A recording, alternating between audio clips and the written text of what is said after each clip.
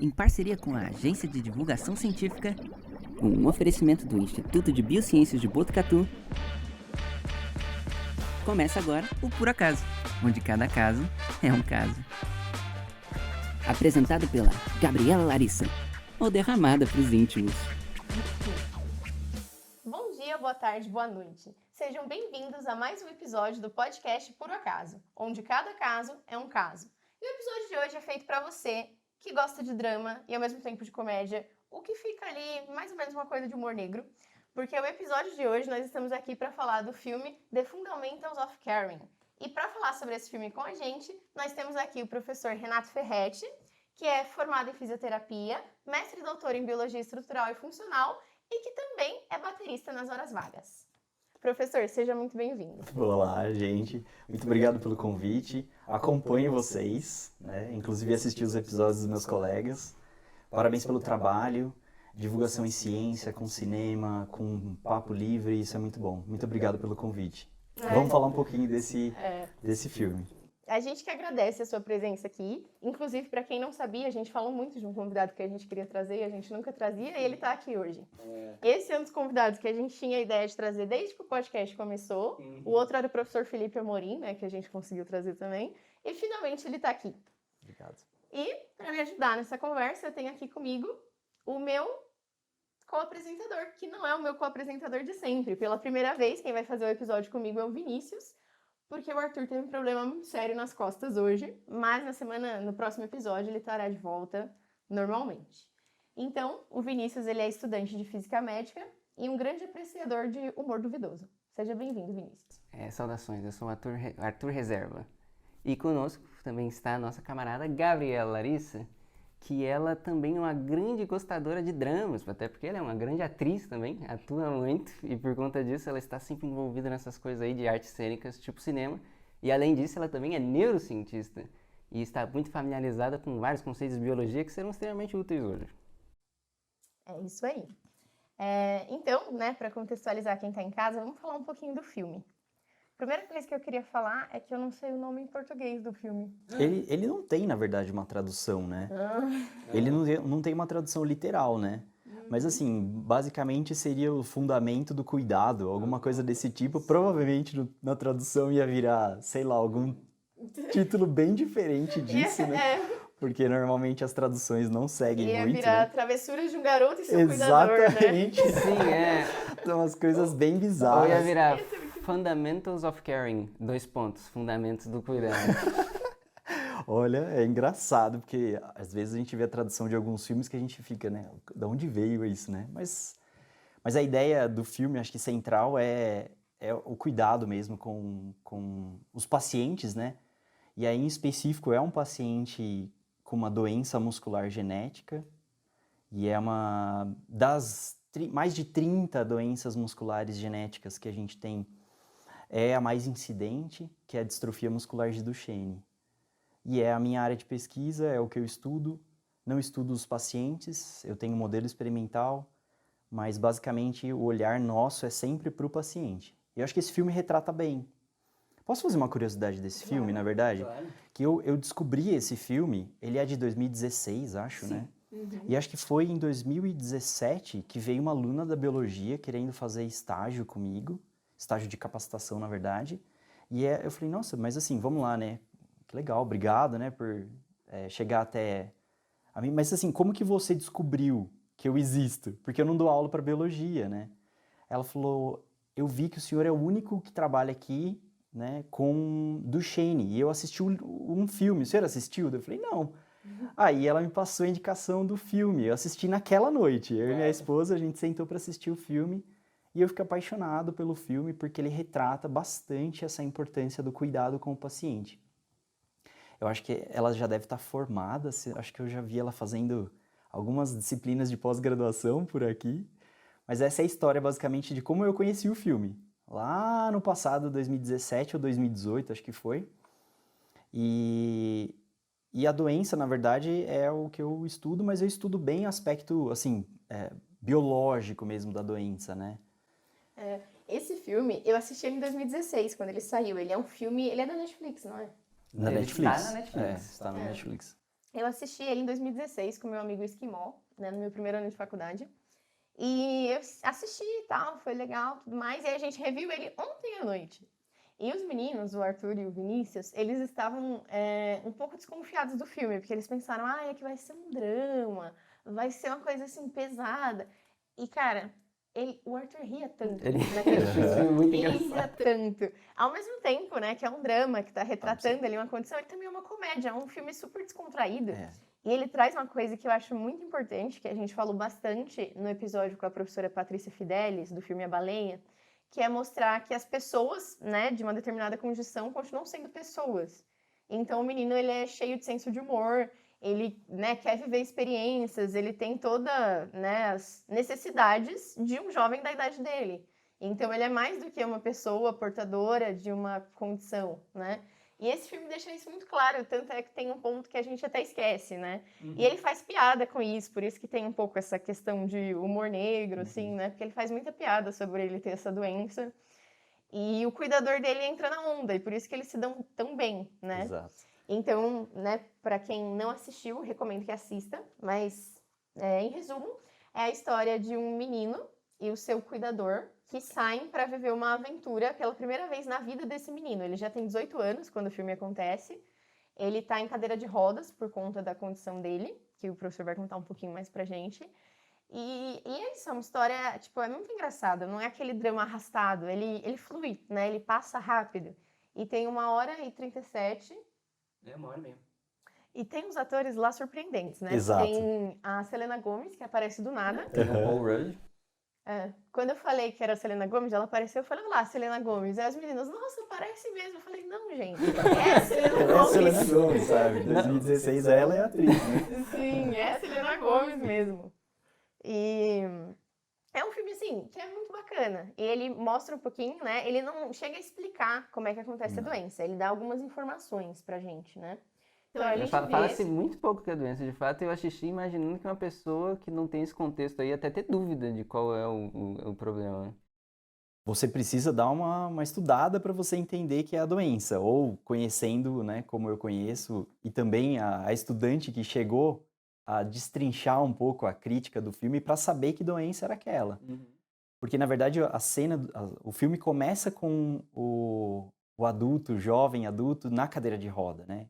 Então, não conta a história dele, basicamente, né? Já começa num momento estático da doença, onde ele já não tem mais mobilidade. E aí não fica claro se é uma coisa neurológica, o que tá acontecendo. Isso, exatamente. Eu só sei porque eu fui na sua aula, você disse que era. Sério? Sério, Olha. isso, eu tive aula com você.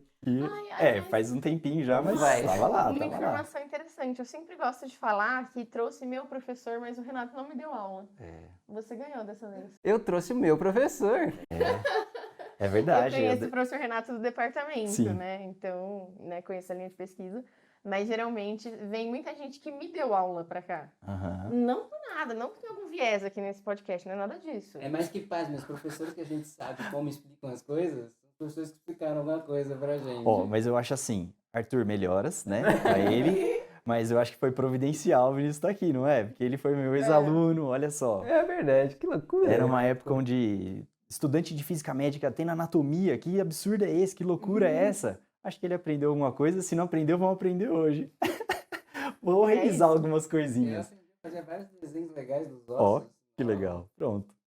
Então, se vocês me permitem, o fato interessante desse filme, né, que ele trata um pouco de um estigma que existe quanto a esses pacientes que precisam de cuidado, né?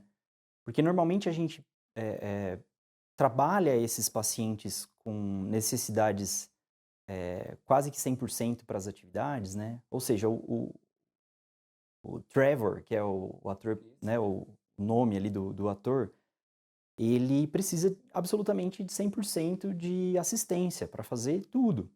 E aí, como ele é a mãe, ele precisa de um cuidado. E aí, normalmente, quando a família não consegue ter esse suporte, terceiriza, né? No sentido de contratar um profissional. E para fazer quase todas as atividades. Então, ele não consegue fazer absolutamente nada. por conta da doença. E a gente vai explicar um pouquinho isso, né? Sim, esse filme ele tem um momento que eu achei brilhante nesse aspecto, que é que ele deixa o menino sozinho por um momento e ele recebe uma ligação falando: gente, socorro, é uma emergência, vem pra cá agora. E ele corre e é claro que a gente acha que aconteceu alguma coisa com o menino, mas não aconteceu. Ele não era o motivo da emergência, mas a gente tinha essa expectativa de que ele, como uma pessoa que precisa de muita ajuda, seria ele. Mas não era, e eu achei isso brilhante quando aconteceu.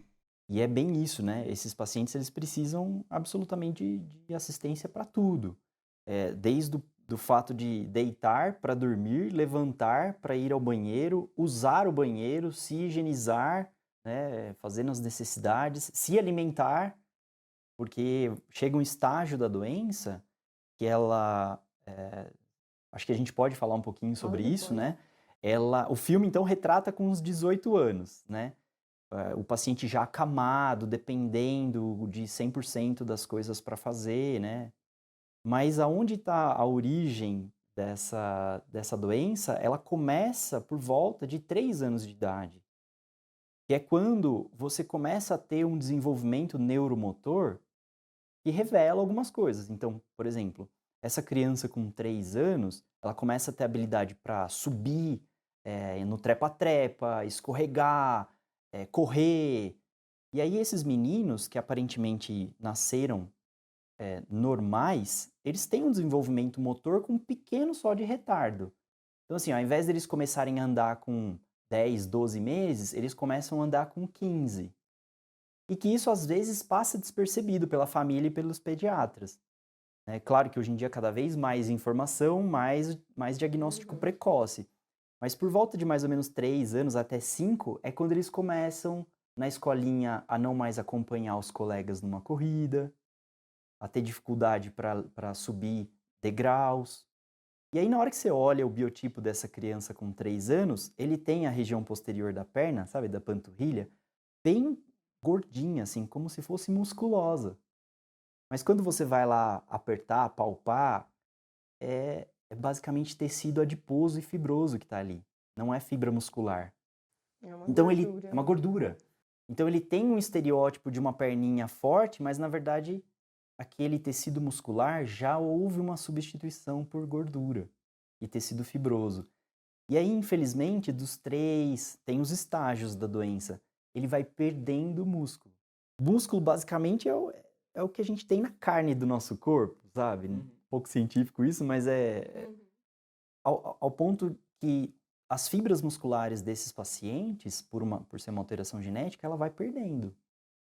E o principal músculo da nossa respiração é o diafragma, e o diafragma é um músculo. Então, ao longo da vida, além dessa perda de mobilidade, ele começa a ter uma falta de força para respirar. E essa progressividade da doença traz esse drama da doença em si. Só que quando você olha pela perspectiva do filme, eles não retratam em absoluto esse drama da doença. Eles usam um humor que esses pacientes, eles têm uma cognição muito próxima do normal, né? Em partes é ruim, porque ele sabe absolutamente, ele consegue ir atrás de informação e assimilar qual é o ciclo da doença, a família também. Mas hoje em dia sabe que ele, dependendo do grau, né, da mutação, eles podem ter sim uma perda cognitiva, mas muito pequena. Né? Alguns casos relacionados ao autismo, mas é bem pouco. Então, basicamente, ela fica uma doença sendo muscular. E ela não é neuromuscular. Então, é uma doença genética ligada ao cromossomo X. Então, somente meninos são acometidos, porque são XY. E quem porta essa mutação é a mãe. Então, em um dos X da mãe, que está mutado, ela passa essa chance dos meninos, né, do filho, adquirir essa doença. No caso, para uma menina ter a doença, precisaria que o pai fosse doente, tivesse a doença necessariamente, e que a mãe fosse, no mínimo, portadora, né? Para que uma menina conseguisse... Exatamente. Mas as filhas desse casal, digamos assim, onde a mãe é portadora, né, carreadora, na verdade, ela tem uma chance muito pequena de ser Duchenne, a menina. né? Isso eu acho que fica numa estatística abaixo de 2% dos casos, assim, são raros mesmo as meninas apresentarem a mutação. Elas são carreadoras, então os netos ou os filhos dela que vão ser provavelmente do Shane dentro da perspectiva ali da hereditariedade, né? Mas o fato interessante desse filme é que ele retrata essa fase mais imóvel do paciente, onde ele tem uma necessidade de locomoção por assistência, cadeira de roda, mas ele consegue ao longo da vida ter uma boa perspectiva, né? Hoje em dia, cada vez mais os tratamentos, acho que a gente pode chegar nessa linha depois, mas a essência mesmo da doença é que somente meninos são acometidos. O diagnóstico é um diagnóstico, digamos, tardio, é por volta de 3 a 5 anos, e essa progressividade da doença faz com que o óbito seja bem precoce. Então, assim, graças à ciência, hoje esses pacientes estão tendo uma sobrevida muito maior. Quando eu comecei a estudar essa doença em 2005, a gente falava de uma perspectiva de vida de 20 anos. Claramente não é o caso. No filme eles já falavam 30 e hoje já deve ser mais também. É mais. Hoje a gente tem casos de pacientes avós. Uau! Tem um do Shane, ele tem 46 anos e ele tem um neto. Ou seja, Isso respondeu uma pergunta que eu ia fazer, se eles têm fertilidade normal. claro que a gente precisa levar em consideração todo um cenário, né? A gente está falando de um cenário onde, por volta de 15 anos, ele já está em cadeira de rodas, então ele já tem uma hipomobilidade, já necessita de equipamentos, então ele não vai ter uma mobilidade normal. Mas a questão psicossocial e tudo mais é dependente de estímulos.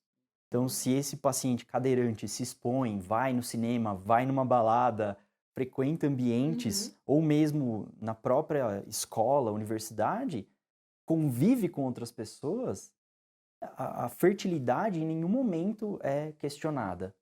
Nenhum momento é questionada. Né? O que é difícil são as mobilidades. E daí ele começa a ter contraturas ósseas e articulares por conta de não mexer. Por ele ter que ficar numa posição imóvel e ele ter fraqueza muscular ao ponto de não conseguir mexer, ou mesmo levar um alimento à boca, ele começa a ficar enrijecido. As articulações enrijecem. E aí ele acaba apresentando contraturas articulares e deformidades articulares. Isso é uma coisa que acho que o filme mostra nos dedos dele. Isso. Ele tem os dedos, né, as falanges, os ossos dos dedos fechadas, assim, ele não consegue abrir o dedo, isso é um exemplo de contratura. É, porque você acaba tendo tanta fraqueza muscular, é tão intensa e generalizada, que ele começa a não ter mais força de, por exemplo, pegar um talher, um alimento e levar até a boca. Isso por volta de uns 18 anos é que ele se perde. E já que ele não se movimenta tanto e depende de outras pessoas para basicamente tudo, começa a ter o enrijecimento das articulações. Por isso que a fisioterapia, né, minha origem de formação, ela é importantíssima, né? Terapia ocupacional, fonoaudióloga para verbalização e não também perder a articulação, né, da fala. Esse trabalho multidisciplinar não fica só no médico, né? Pelo contrário. É uma doença que ele precisa de muito cuidado, muita assistência interdisciplinar. Então é bem interessante essa parte, a importância desses profissionais para o cuidado desses pacientes. E evitar que ele fique com esse tipo de atrofia e contraturas, deformações articulares. Uma das principais é a escoliose, onde a coluna ela acaba perdendo a sustentação e ela perde esse alinhamento que a gente tem. E aí, com escoliose, ele acaba sofrendo ainda mais uma compressão, digamos assim, do diafragma, né? Não consegue agir, e aí ele começa a ter problemas respiratórios. Então, isso não mostra no drama do filme, né, essa intensidade dos sinais e sintomas da doença, mas mostra o quanto ele consegue interagir com o ambiente se ele tiver oportunidade. Porque se a gente olhar a parte oculta ali do comportamento da mãe, em partes, ele tem aquela rotina tão estipulada por uma segurança familiar. Então, é mais interessante que ele tenha horário para absolutamente tudo e viva dentro daquele espaço do que ele saia e se exponha a riscos, porque ele pode engasgar. Um dos problemas do Shane é a disfagia. Como ele tem parcialmente alteração na musculatura da língua, ele tem problema para engolir. Então isso ele pode sabe. engasgar, né? E no filme Então, ele sabe, ele usa isso de piada o filme inteiro. Ele engasga e tá fingindo, né? exato, né? E a gente fica o filme inteiro pensando, vai ter uma hora que vai ser de verdade e o cara não vai socorrer porque ele já fez muito essa piada. E aí Exatamente. tem uma hora que a gente fala, ó lá, agora! E aí não era. Assim, é crítico isso, porque é uma piada. Ele tá indo para um lado muito delicado. E que é Sim. muito comum isso nesses pacientes, infelizmente, né? Essa tensão e o engasgo é muito frequente. Por isso desses profissionais, né? A fono e tal, que não mostra nesse filme, né? Mostra uma pessoa até despreparada, né? Para cuidar dele. Então isso é uma crítica que eu faço ao filme. E não dá para cuidar de um Duchenne sem ter um background de informação técnica, né? Então, Ou sozinho, ou sendo uma pessoa só. o fato de você ser um cuidador, ele traz essa carga individual, né? Então você é um cuidador individual daquele paciente. Mas o problema é que ele foi aprendendo conforme ele foi convivendo e por isso da preocupação da mãe como assim você nunca cuidou de nenhum paciente? Que não é o estereótipo, digamos assim, do cuidado desses pacientes, né? Mas é uma escolha do filme pra ter o drama do cuidador, que ele foi para ali porque a vida dele não tava legal, né? Mas tem essa questão, então faltou lá cuidados, faltou equipe profissional de saúde mesmo, né, lá no filme. Sim. Isso eu senti falta. Só que o filme deu umas informações legais. Então falou da expectativa de vida, que na época era até uns 30 anos, a mãe dele fala disso. Falou da estatística, né, a frequência que ocorre, que ele começa com essa brincadeira, escolhe um número de 1 a 3.500, porque acontece com 1 a cada 3.500 meninos, né? Então isso ele coloca lá também. Que mais? E posso atualizar? Pode. Porque, na verdade, essa estatística ela é de 2015. A estatística de 2018 é 1 para cada 5.000. Então, a gente já começa a ter uma mudança também na frequência. E aí, em partes, a gente pode até conversar aqui sobre isso, porque ela acaba sendo assim, mais informação, pessoas começam a ter mais acesso, por exemplo, a um mapeamento genético, familiar, né? Alguma questão assim, será que eu tenho alguma coisa muscular? E aí já começa a ter o acesso à informação, leva a uma melhor orientação. E aí muitas vezes esse perfil de casal que a mulher é portadora pode sim fazer um aconselhamento genético antes, às vezes, de ter o bebê, para reduzir, e em partes, isso pode ser uma verdade. Melhor informação, dilui um pouco a incidência. Mas essa incidência ela acaba sendo global. Antes era muito baseada numa estatística norte-americana. E aí começaram a cada vez mais fazer as prevalências e incidências, e agora a gente tem 1 para cada 5. E aí uma coisa interessante dessa incidência é que a gente sabe ali que é mais ou menos uma estatística global, a cada 100.000 meninos nascidos no mundo, 28 vão ser Duchennes. Então é um pouco dessa perspectiva aí. Isso é o que alguns trabalhos recentes estão falando, né? Isso é uma coisa interessante, que na verdade é um problema em ciência, né? A gente fala, tipo, 1 a cada 5.000, 1 a cada 10. Aí as pessoas ficam com aquela imagem que se pegar 10 pessoas, obrigatoriamente uma vai ser aquela condição que é 1 entre 10. Mas não é isso, né? É espalhado na população. Isso é uma forma da gente ler, né, essa informação. E esses pacientes, como é uma mutação genética, as mutações genéticas, elas são, assim, raras. Não é uma coisa que a gente tem tanta prevalência. Mas, hoje em dia, como eu disse, eu acho que pelo acesso à informação você acaba tendo o diagnóstico mais preciso, né? E não é também condição, assim. Você pode desenvolver uma doença muscular mais leve. Daí ela não é a distrofia muscular de Duchenne, mas sim a distrofia muscular de Becker. Que é basicamente a mesma alteração na mesma proteína, distrofina, só que mais leve. Ela não é uma alteração completa da proteína, uma ausência total da proteína. A proteína ela fica truncada, ela fica, vamos dizer assim, pela metade. E aí quem tem esses casos de proteína distrofina truncada pela metade, eles acabam tendo uns sintomas mais leves da doença, que são as distrofias musculares de Becker. E aí o paciente ele tem uma sobrevida bem mais longa, lá por volta dos 50 anos. O interessante é que com as terapias, a sobrevida dos Duchennes está começando a chegar próximo das do Becker. Então, olha como que a gente está evoluindo assim em prazos temporais para a ciência muito curtos, né? E em partes isso é graças à ciência, ao investimento, às pesquisas de base, que é o que eu faço, e às clínicas principalmente, né? E talvez um pouco a filmes como esse, né? A moça foi atrás de você porque ela soube que existia essa doença. A pessoa se interessar por uma doença rara parece uma coisa bem rara também. Porque o filme em si, ele é gostoso de assistir, né? Ele acaba sendo, assim, agradável. Ele não tem aquele drama de doença, de muito... o apelo pesado, né? Isso é uma coisa importante. Boa parte dos pacientes... Uma coisa é o respeito. A gente tem que ter respeito por aquela... Mas eles não gostam de ter... que as pessoas tenham pena deles. E é uma diferença gigante entre o cuidado de quem cuida e o cuidado de quem tem pena, né? Os pacientes, eles têm pavor de quem tem pena deles. Porque a própria doença, ela traz a limitação.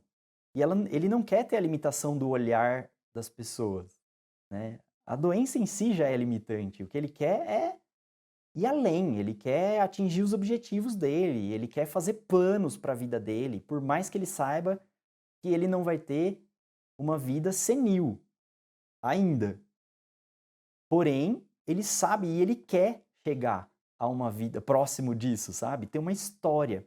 E muito interessante que se a gente digitar no Google e procurar por essas grandes figuras, são pessoas que, em inglês normalmente é mais fácil você achar, que vivem com Duchenne, você vai achar vários pacientes, né? Vários pacientes. Eles têm uma sobrevida muito melhor do que era na década de 80, 90.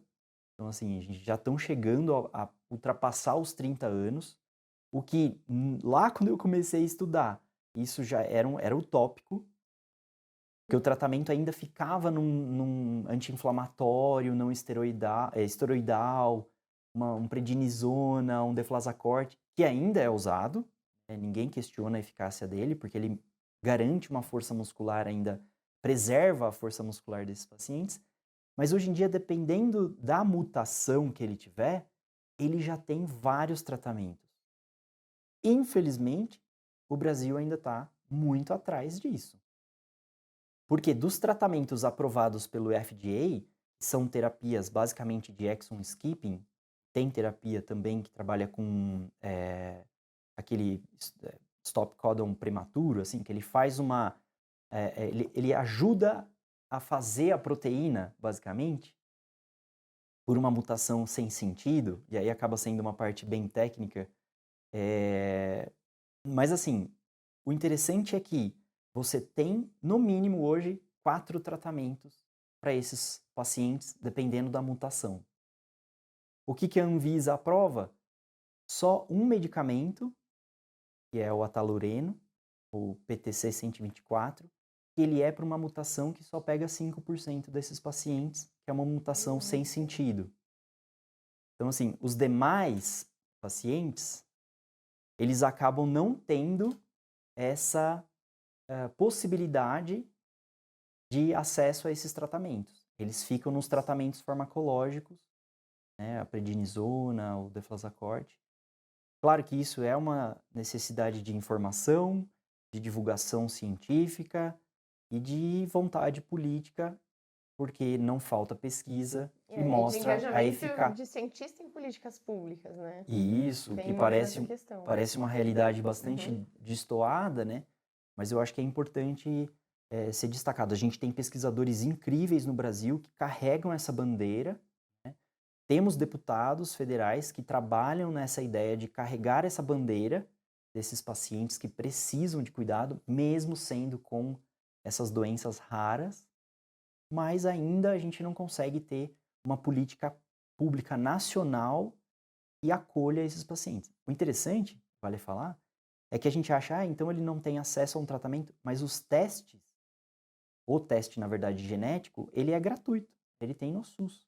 Então, se tem uma ideia de diagnóstico baseado nesse caso clínico desse menino que cai e que provavelmente a enzima creatinoquinase no sangue dele está bem alterada, isso já é, junto com a clínica, um indicativo dele fazer um teste de mapeamento genético para esse medicamento. E o teste tem de graça no SUS. Então, os demais testes aí para as outras mutações, aí já não. Aí já é porque a gente não tem essa política pública. Então, aonde acho que a gente chega nessa nossa conversa é na importância da orientação. A pesquisa é fundamental, o investimento na pesquisa, mas também a divulgação. Então, acho que isso que a gente está fazendo aqui acaba servindo mesmo para a comunidade, e até quem está assistindo e tem alguém, já conhece alguém com Duchenne, de chegar lá e nas políticas públicas e, olha, vamos movimentar, começar aquele trabalho de formiguinha pequenininho para que a gente consiga ter a aprovação da Anvisa desses outros medicamentos que já estão aprovados, que já têm pacientes sendo tratados lá fora. Os nossos pacientes acabam sendo tratados por conta de vínculo à pesquisa. Então, eles estão vinculados a grandes universidades e daí fazem parceria com universidades do exterior e conseguem essa medicação para os trials, né, os testes clínicos daí. Mas ainda não conseguimos estabelecer uma política pública para tratamento desses outros pacientes, a não ser esses 5% que são elegíveis para esse atalureno, né, que é essa medicação que está sendo utilizada. É interessante, né, que às vezes acontecem as coisas muito distantes no panorama científico. Então, tem medicamento que se conhece, que funciona, que atende e que não é permitido. E, ao mesmo tempo, às vezes tem coisas que não está comprovada, que não finalizou os testes e que as pessoas querem colocar, né, querem fazer as pessoas usarem e aí dá o efeito oposto, né? Então, os dois casos é falta de ouvir os cientistas, né? Falta de ter esse diálogo com a ciência, tanto para entender o porquê que é bom, porquê que funciona, porquê que é importante, quanto para entender quando não está finalizado, né? Que precisa ter um crivo crítico, passar por todas as etapas direitinho, né? Então, sempre fica esse balanço, né? E isso eu acho que é uma coisa que é muito importante. E acho super importante a gente falar desse assunto. E uma coisa que eu tô pensando, desde que você falou da distrofia de Becker, é que Duchenne é o nome de quem descobriu essa doença, né? Sim, o nome do cientista que exatamente. É um pesquisador, é um médico, na verdade, que é um médico francês, Guilherme Benjamin Duchenne, em 1860, para ser específico. Ele fez uma descrição, um caso ali de um paciente com alteração na coluna, com as panturrilhas inchadas e dificuldade para andar. Então ele fez o primeiro relato, aí foi 10 anos depois, descobriram que um dos pesquisadores fez uma manobra, deu o nome dele para uma manobra que é, para o paciente sair do chão para a posição em pé, ele precisa usar os membros para ganhar essa posição ereta. E essa manobra recebeu o nome desse outro pesquisador, desse outro médico, manobra de Gowers. E aí foi se dando essa continuidade no estudo. Mas só foi mesmo ter digamos assim, a identificação da causa quase 100 anos depois, quando em 1950 foi o primeiro caso onde fizeram um mapeamento genético e identificaram 2 irmãos que a origem era geneticamente linkada, que a mãe carregava, tinha uma biópsia de músculo, e aí começaram a evoluir as pesquisas em relação a isso. A identificação o diagnóstico precoce é o que nós, assim, lutamos o máximo possível para que os profissionais da saúde, e aí não é só os médicos, os profissionais da saúde consigam auxiliar essas famílias, esses pacientes a ter esse diagnóstico precoce. Porque o diagnóstico ele é muito simples para essa doença complexa. Ele é creatinoquinase, exame de sangue e histórico. Basicamente é isso. E aí, claro, uma sequência de uma questão genética, né? De você fazer uma avaliação genética para saber qual mutação que ele tem nesse gene da distrofina. Uhum. E a creatinoquinase é uma molécula, né? Assim como todas as coisas visíveis que nós temos, que é classificada como uma proteína, né? Que é extremamente importante para a força muscular, para o desenvolvimento muscular, né? Isso. E a falta dessa proteína é que vai causar essa condição. E lá no filme eu reparei uma coisa também, eu estou usando o termo condição tem um tempão, que lá eles usavam ainda o termo deficiência, pelo menos na dublagem, na tradução eles usam muito. Só que agora o termo deficiente é um termo que a gente não está mais usando, né? Não só para distrofia muscular, mas para todas as pessoas portadoras de deficiência. Então o termo certo agora é pessoa portadora de deficiência. Porque um deficiente não é um deficiente, ele é uma pessoa em primeiro lugar. Então é por isso que tem essa troca de termo, né? E no filme eles ainda estão com esse nome, que é um nome que está meio que desatualizado. E é engraçado, porque o filme faz o contrário, né? Ele mostra o quanto aquele menino é, de fato, uma pessoa. E é muito bonitinho, assim, o filme, né? No começo, eu não fui muito com a cara do menino, claro, porque ele tava causando. É, Mas logo depois você pensa, poxa, não, é a diversão dele. O que mais que ele poderia estar fazendo, né? Nessa Sim. rotina, que como você falou, a mãe dele impôs essa rotina de segurança e tudo mais. Então, acho que isso é um ponto muito importante da gente conseguir tocar. Uhum. E o que eu queria saber foi como tudo isso começou, né? Teve essa aluna que foi te procurar por causa do filme, mas como você foi parar nessa linha de pesquisa? Perfeito. E aí, é por isso que eu trouxe um café. que Então, vocês eu não vou- encostaram ainda Eu vou, no eu vou café. fazer a vez aqui, Boa. se vocês possam servir você, Camille. Ai, pode, eu coloquei açúcar já na minha.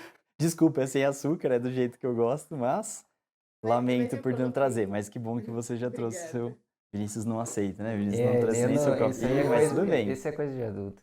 E se vocês me permitirem, eu vou fazer essa brincadeira, porque a minha história com o Duchenne, em pesquisa, ela começou com um café.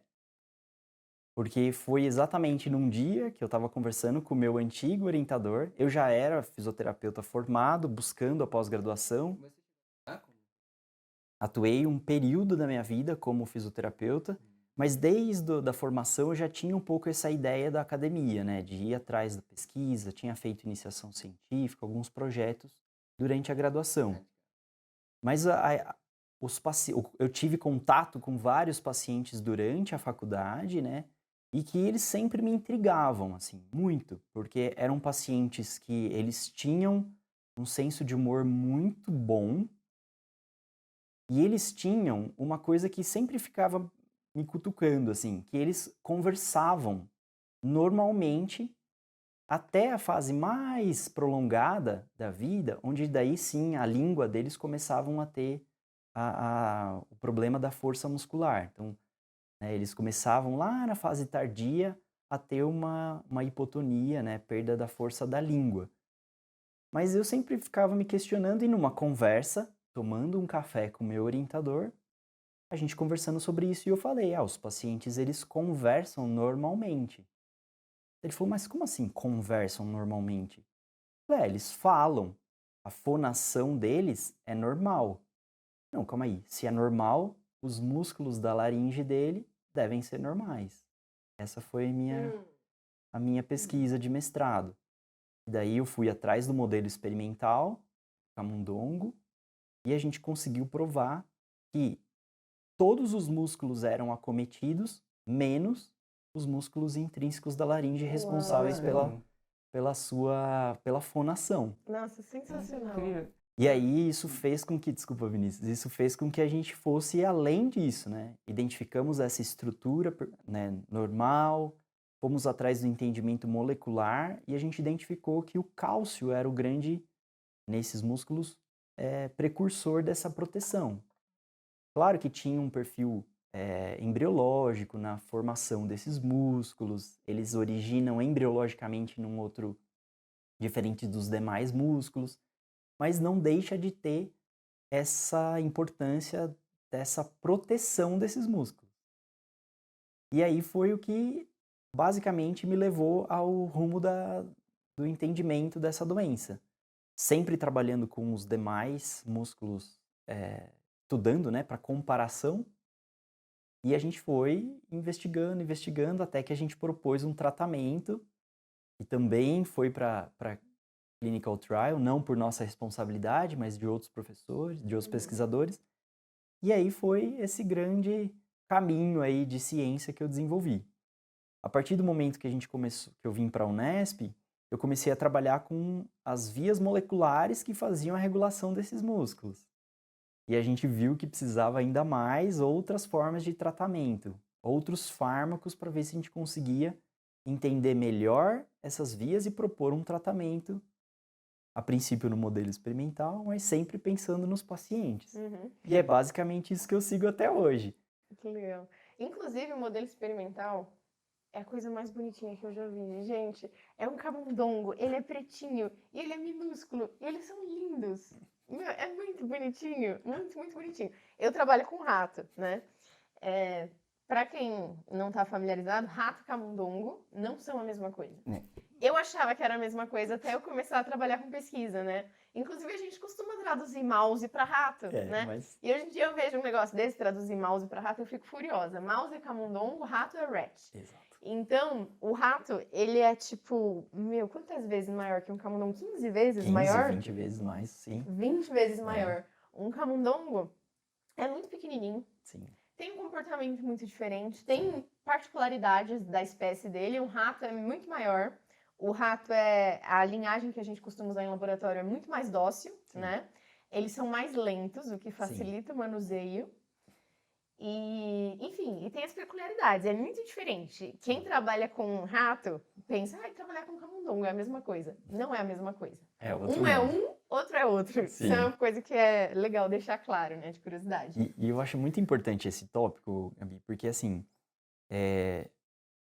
a gente tem, eu falo isso, né, quando a gente faz experimento, a gente tem o privilégio de usar esses animais. Então, assim, eu foco isso com os meus estudantes o tempo todo, com os colaboradores. A gente tem o privilégio de usar esses animais ao ponto de que eles são instrumentos fundamentais para a gente desenvolver. E se não fosse, não poderia usar. Exato. Então, assim, dá para fazer em cultura de célula? Ótimo, a gente consegue fazer muitos experimentos, trazer muita ciência nisso. Mas quando a gente começa a entender um pouquinho que, principalmente nessa doença, eu posso falar com bastante particularidade, ela tem afetos, assim, questões sistêmicas. Então não dá para estudar a célula isolada, a gente precisa, não tem como, estudar o comportamento desses animais, estudar a fundo as funções e trabalhar com essa joia. Assim, além deles serem caros, difícil acesso, eles são fundamentais para a gente estudar essa doença. Sim. Ele não é, o camundongo MDX, ele não é o modelo perfeito, né?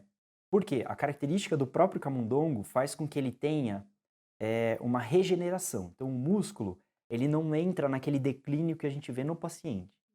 Ele tem um ciclo que ele oscila. Então, ele vai oscilando e ao longo da vida do animal, ele acaba tendo uma regeneração. Então, ele é criticado também nas pesquisas em altíssimo nível, ele tem uma crítica em relação a essa regeneração, mas ele ainda continua sendo o modelo mais utilizado, né? Então, é importante a gente ressaltar e destacar isso. Aqui, para manipular os animais, tem um comitê de ética que aprova os projetos, que segue orientando os projetos. Os estudantes não podem mais pegar o animal por conta. Um doutorando vai treinar o IC? Não, ele vai ter que fazer um curso, se capacitar, aprender a manipular eticamente esses animais, para daí sim a gente começar a fazer a manipulação. Então existe, e eu acho isso fundamental, essa responsabilidade com o que a gente está fazendo. E quanto mais a gente conseguir criar essa responsabilidade desde a base, desde o início da formação desses estudantes em pesquisa, até a otimização desses animais, ou seja, não trazer o animal para um projeto, mas tentar fazer isso projetos maiores, onde vários pesquisadores consigam analisar vários tecidos. A gente, como pesquisador, não consegue. Eu não consigo estudar o encéfalo, não consigo estudar o coração, não consigo estudar o osso. Só que tem cada vez mais pesquisas que mostram essa importância de interdisciplinaridade e especialidades no estudo desses animais, né? Mas esse controle ele é super rígido e ele é sobre todas as etapas. Desde a quantidade de animais, então você não pode inventar, eu vou precisar de 30. Não, você tem que fazer um cálculo, mostrar e trabalhar sempre com a quantidade mínima, né? O mínimo que você precisa para fazer a sua pesquisa. As formas, né? O tratamento empregado tem que ser um tratamento que seja adequado, não pode ter sofrimento excessivo. Se for demandar algum tipo de sofrimento, né? Alguma indução de alguma coisa, tem que ter um treinamento, né? Tem toda uma questão envolvida. E no momento de coletar esses animais, né? O momento de sacrificar, que a gente chama popularmente, né? Que na verdade a gente executa, né? Para fazer a coleta. Também existe um controle, não pode ser de qualquer forma, não pode ter sofrimento do animal, tem que ter anestesia, tudo direitinho, né? Isso é uma coisa também que eu ressalto muito, porque às vezes as pessoas têm a ideia de que quem trabalha com animais é porque não se importa. Mas muito pelo contrário, né? E às vezes parece que quanto mais a gente trabalha, mais a gente descobre o quanto aquele animal é relevante, né? Sim, absolutamente. Se o Arthur tivesse vindo, ele ia dizer agora que os ratos, eles são mais próximos filogeneticamente da gente do que os cachorros. Porque o momento que teve, né, a especiação entre humanos e roedores é um momento prévio e os cachorros vieram de outras especiações depois, com uma distância filogenética maior. Então esses, né, além de ser animais pequenos, que é fácil da gente manter num lugar, da gente conseguir controlar, são animais que têm muitas similaridades com a gente, né? Sim. Às vezes as pessoas também têm dificuldade para entender esse conceito de triangulação. Então, do mesmo jeito, né, que você falou, você usa o modelo e depois a intenção é que seja válido para um paciente, levar para pessoas e testar nessas pessoas. Mas começa do modelo, né, como uma etapa inicial, porque a gente compartilha características, tem as diferenças, né, só que tem várias coisas que são muito similares. E é muito engraçado, porque eu trabalho com neurociências. E às vezes eu vou explicar alguma coisa, né, do rato, eu estudo memória, aprendizado. E aí as pessoas falam, tipo, mas como que você vai saber? Porque o rato, ele não aprende, né? Ele só reage. E eu fico, tipo, cara, como não, né? Tipo, todo animal aprende, por definição, né? Então, tipo, às vezes a gente acaba esquecendo, né, dessas questões e acaba vendo de uma outra forma, que não é a forma correta. Então, esses modelos são essenciais, existe toda uma ética por trás e a gente compartilha, sim, muitas coisas em comum, embora tenha as coisas diferentes também, né? Se fosse igual, seria a mesma espécie. Mas eu fiquei um pouco surpresa quando eu descobri isso, que os ratos são mais parecidos com a gente do que os cães. Olha. Uma coisa que eu estava pensando sobre quando você estava falando, voltando um pouco para sua pesquisa, é que tem esse lance do modelo, e é muito importante escolher um modelo, e esse modelo, ele de fato representar o que você está querendo estudar. Então, você vai descobrir se você vai trabalhar com um rato, com um camundongo, com uma ratazana, com um mosquito, com um porco, tanto faz. Mas no seu caso em particular, eu me perguntei uma coisa. Como você induz do Duchenne neles? Se é uma coisa genética, você não pode... Perfeito, Eu não consigo nem imaginar como isso funciona. Perfeito. A sua pergunta, ela traz a história um pouquinho, né? Porque existe a origem desse animal, ele é de uma linhagem, que a gente chama, né?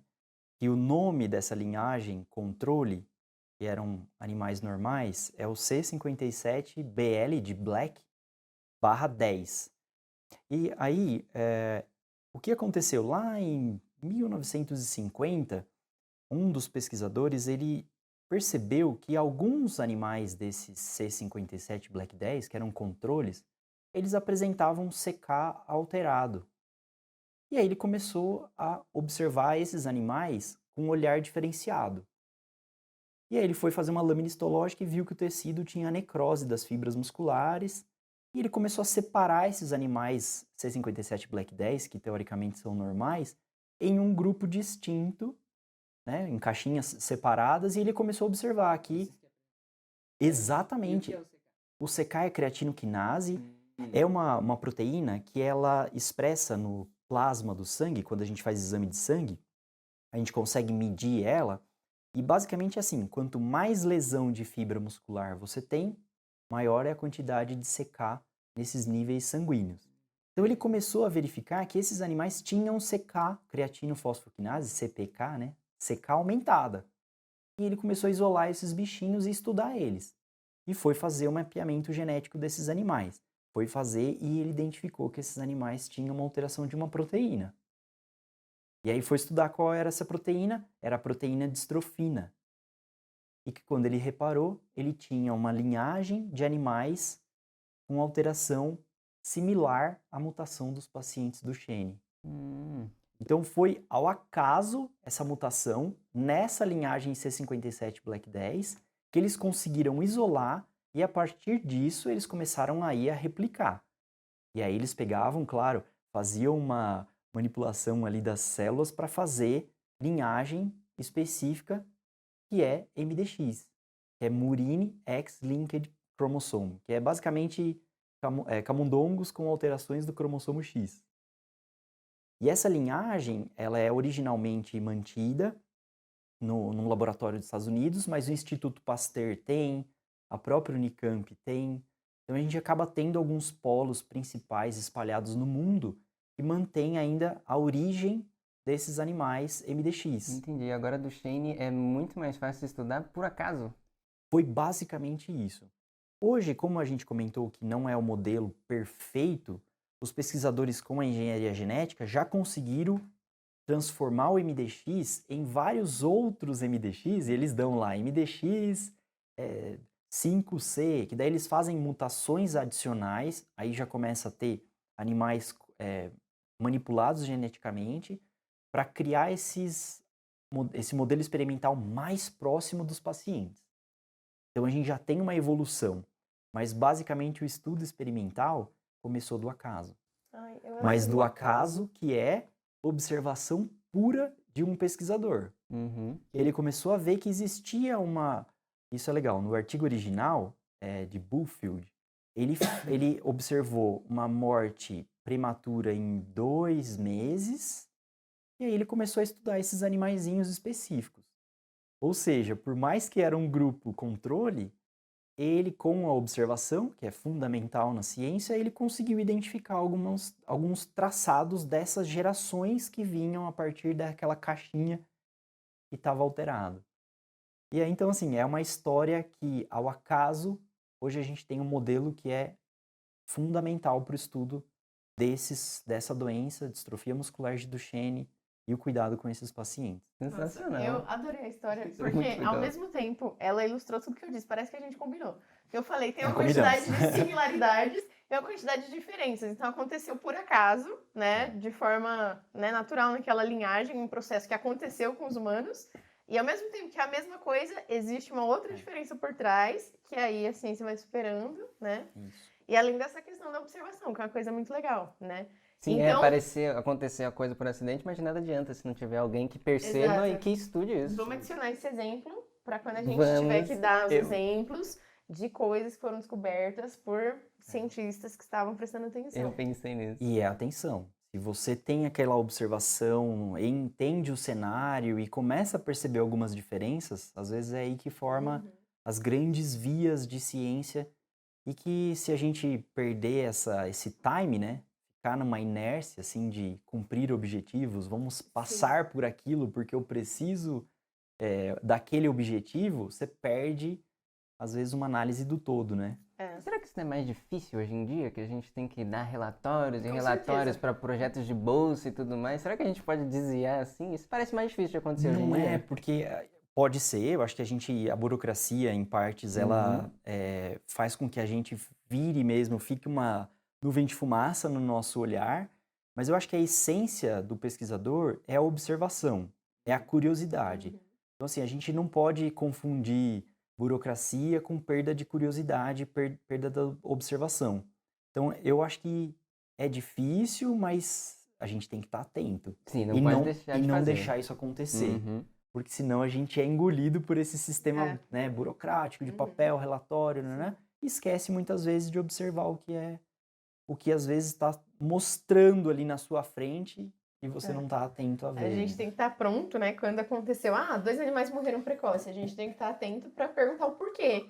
E não para dizer, tipo, então tira e coloca os próximos pra gente continuar, né? Às vezes, pelo seu objetivo e prazo, você faz isso. É. Mas, cientificamente, assim, numa utopia científica, que pode ser que, né, seja ruim esse termo, mas seria interessante a gente estudar, ver o porquê que aquilo aconteceu, conseguir extrair o máximo possível de dados para justificar aquilo, né? E, às vezes, aquilo é o ponto que o seu trabalho precisava. Uhum. Então, Sim.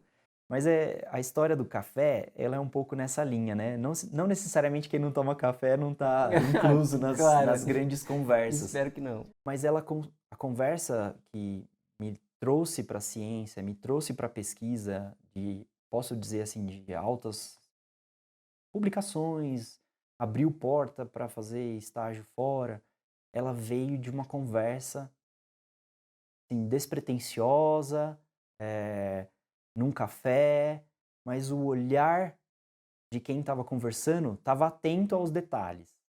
Então, às vezes, a gente está ali na nossa sala de aula ouvindo alguma coisa e não está prestando atenção naquilo, mas uma frase que é dita pode fazer bastante diferença, às vezes, num estímulo para ir atrás, numa pergunta, numa hipótese.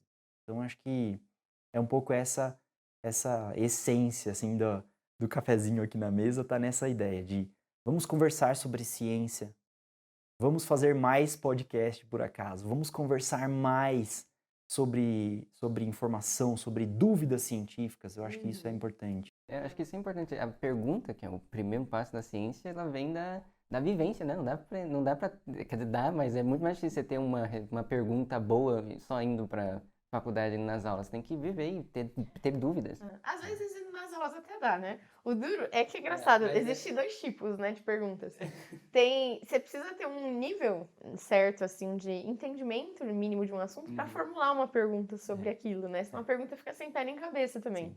Então tem aquele momento que o professor fala na aula alguma dúvida e ninguém se manifesta. E das duas, uma. Ou o professor é muito bom e todo mundo entendeu tudo, ou ninguém entendeu nada, ao ponto de não conseguir formular uma pergunta, que geralmente é o mais frequente.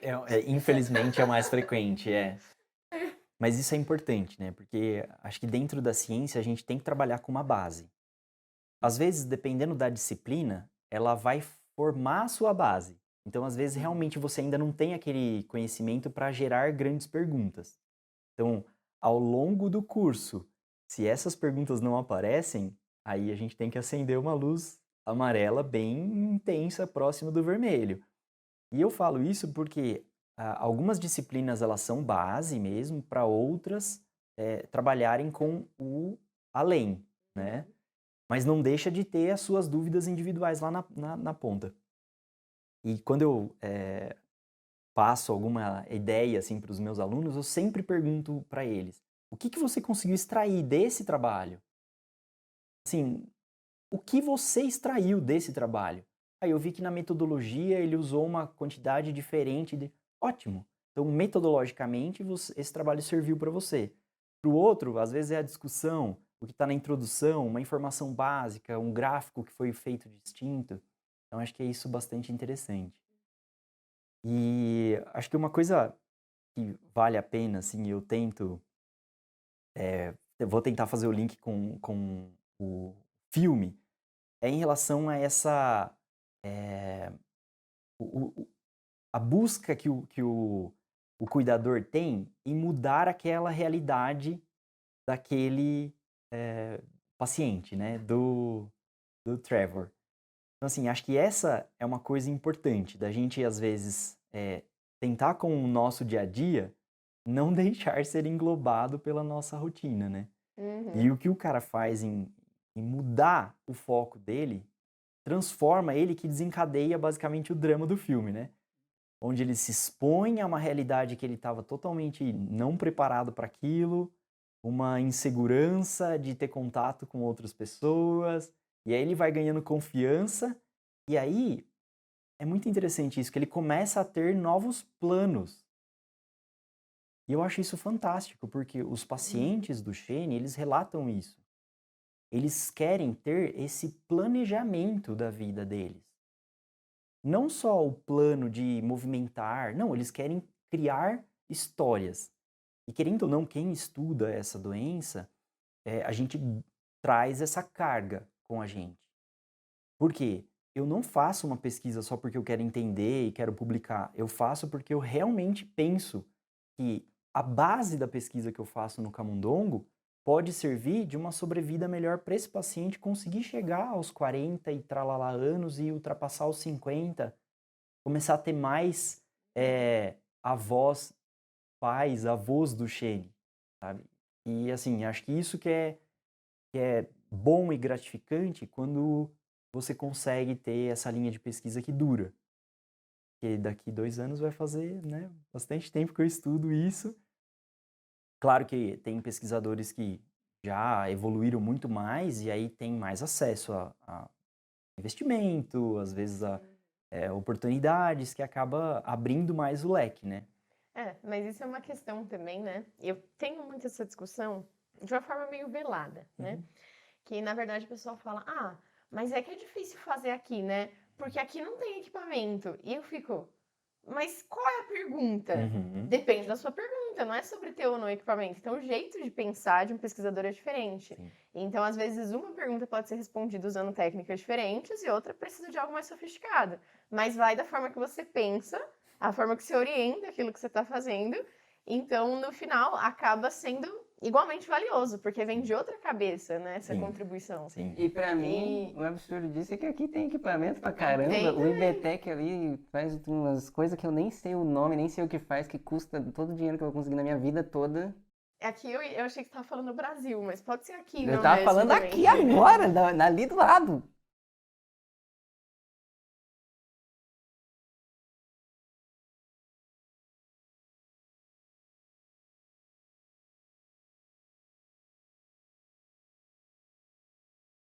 Exato. Né?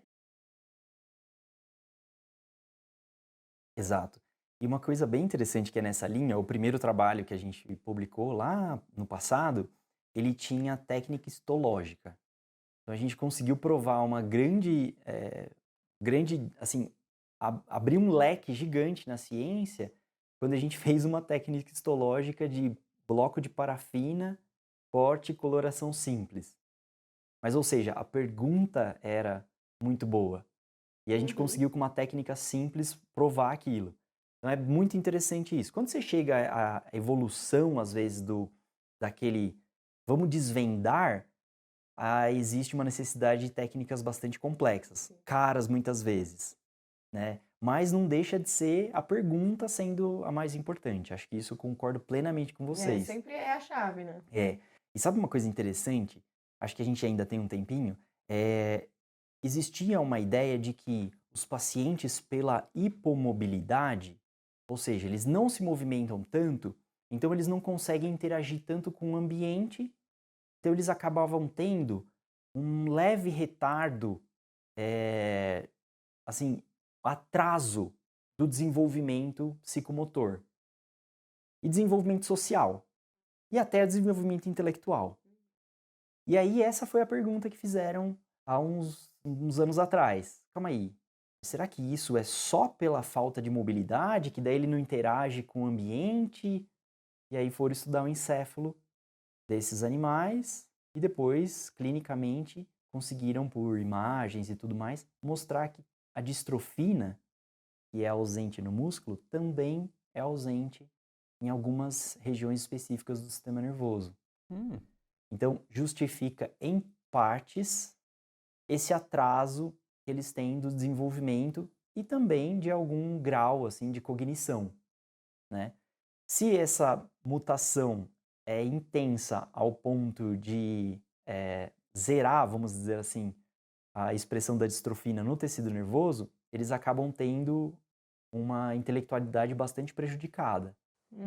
Que não é um pouco o caso do filme, né? Claro que Claramente tem. não. Parecia extremamente inteligente. Claro que a gente está falando de um cenário de filme, né?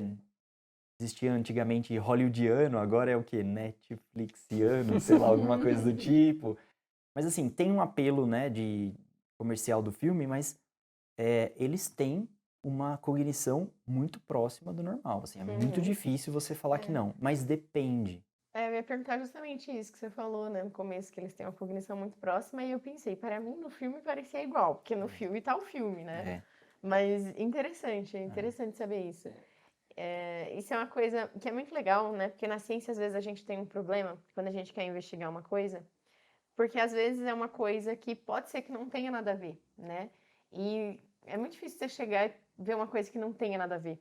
Então você tem que ficar procurando, caçando, até você ver algo que fala, não, isso aqui faz com que tenha sentido essa proposição, né? E acho que essa é uma das partes mais difíceis. Que você não pode pegar uma coisa que não tem nada a ver e fazer com outra coisa que não tem nada a ver, né? Então, tem esse problema, né? Não se pode dar tiro no escuro em ciência também. Especialmente quando a gente fala em termos de investimento. Não há interesse em investir em coisas, né, que não tem nenhuma pista de que vai chegar a alguma conclusão. Sim. Mas às vezes, essas coisas são descobertas por acidente, suprem essa lacuna, né? Então, tipo, ele não estava procurando aquilo, ou ele se perguntou que forma que aquilo podia acontecer, né? Essa hipótese de que ele não está interagindo socialmente tinha sentido, só que eles foram lá e descobriram outra coisa. Outra coisa. Que eles não tinham motivo para procurar lá antes, né? Sim, exato. E acho que assim, o filme, ele tem uma coisa que a gente precisa destacar, que é um cenário onde é um cenário americano, onde existe ali uma infraestrutura para esse paciente viver, uma cadeira de roda motorizada e um cuidador específico para fazer esse cuidado com ele. Ganhando $9 a hora. Exatamente. Então, assim, existe esse cenário que ele é um cenário que muitas vezes não é o que é vivido aqui, né? Então, isso é importante a gente destacar, porque para um paciente do Duchenne que não tem condição socioeconômica de adquirir uma cadeira de roda dessa motorizada, vai limitar em absurdo a vida dele. Porque ele não vai conseguir girar a cadeira. Não né, vai conseguir também. girar, ele vai precisar de alguém para empurrar a cadeira dele. Então, assim, isso faz com que a expectativa de vida esteja diretamente associada a essa questão socioeconômica. Então, isso é muito grave quando a gente está pensando de que o sistema está impondo um limite, às vezes, maior do que a própria doença. Então, isso para mim é uma chave importante, assim, da gente tentar, de alguma forma, mudar isso, né? Claro que no dia a dia, às vezes, a gente não consegue trabalhar com isso, porque isso é muito acima, é uma política muito distante, às vezes, da nossa realidade dentro da universidade, né? Mas é importante a gente ficar atento, né? Como que a gente vai melhorar essa condição? A doença já impõe uma condição. O sistema vai impor uma barreira ainda maior? E aí eu venho fazer uma consideração, né? O nosso campus, ele tem acessibilidade. Então, se nós tivermos num futuro um paciente, um paciente DMD, um Duchenne, ele vai conseguir andar aqui. Se ele tiver uma cadeira de rodas, uma assistência. E muita paciência, que tem alguns caminhos que ele vai ter que pegar bem mais longos. Exato. E aí a gente começa sai desse microambiente, né, campus de Rubião e vai para a cidade. E vai para o metrô em São Paulo. Né? A gente começa a ter o sofrimento deles virando uma realidade nossa, se a gente tiver atento a isso. Isso é uma coisa que o filme decidiu tematizar num ponto quando eles vão ver o boi, Exatamente. Sim. E é um ponto bem específico e acaba sendo até meio bizarro, porque é uma escada de madeira, assim... Calma, a realidade deles lá é diferente. Lá eles têm acessibilidade e tudo mais. É uma dificuldade.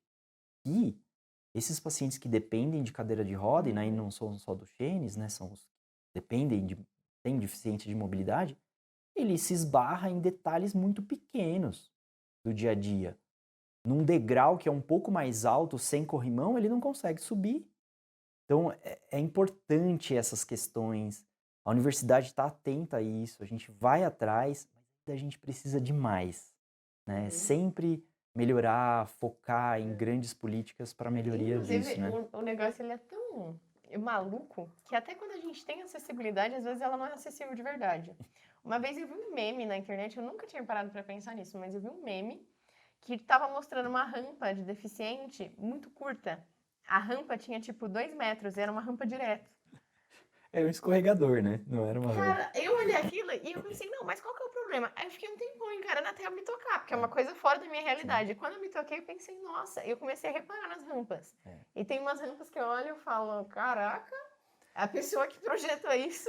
Exato. E isso é a mesma coisa que nada, né? Se você Exatamente, tem é uma acessibilidade para escrever no papel, né? para você só cumprir um protocolo, mas Uhum. pro paciente ali que precisa, aquilo não serve de nada, é até perigoso, né? Não sofrer uma queda por ali, né?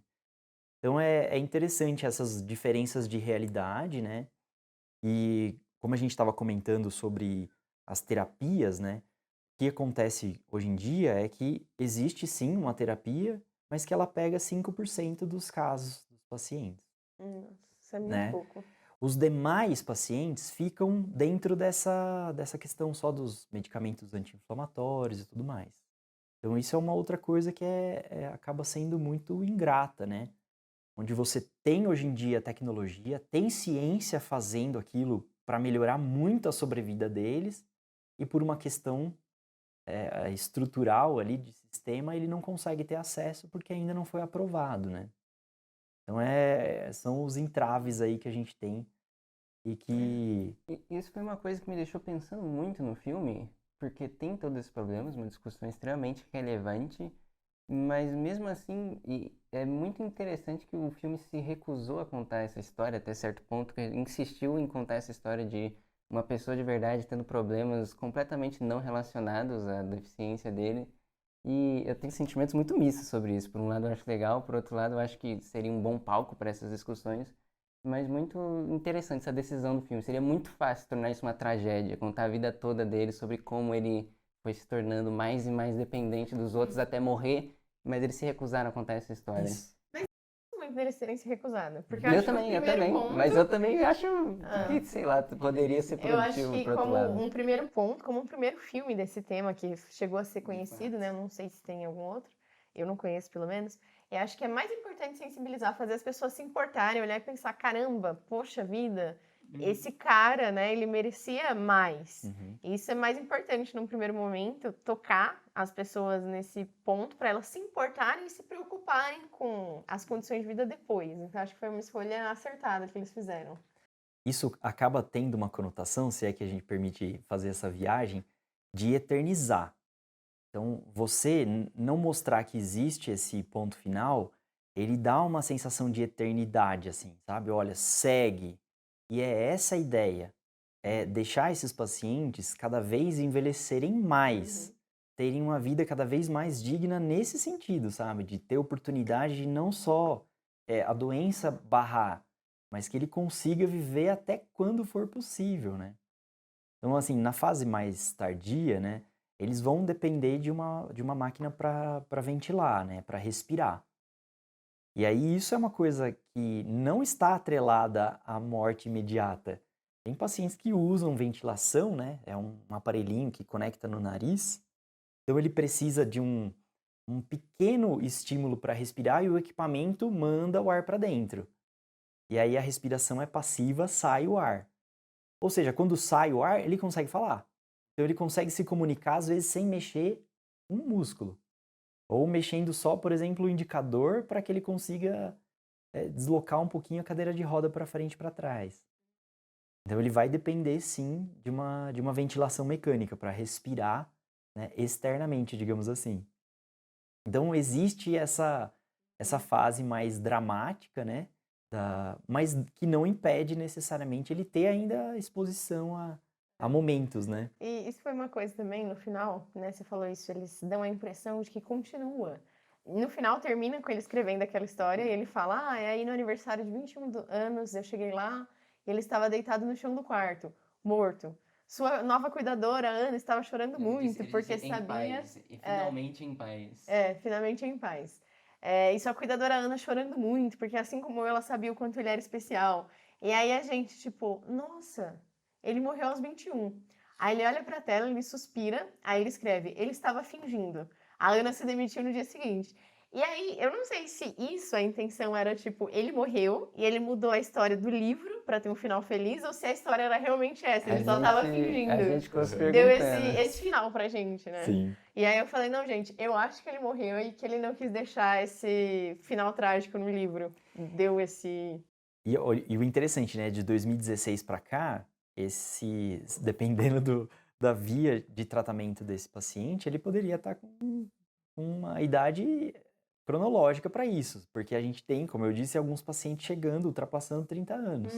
Então acho que foi sábio esse fim do filme, né, assim, para não, para deixar assim eternizado mesmo essa ideia de que é possível.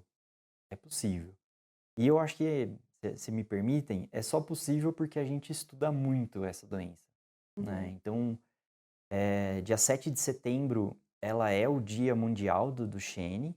Então, existem movimentações mundiais, assim, para no 7 de setembro ter eventos de maratona. Vamos o episódio dia 7 de setembro. Vamos?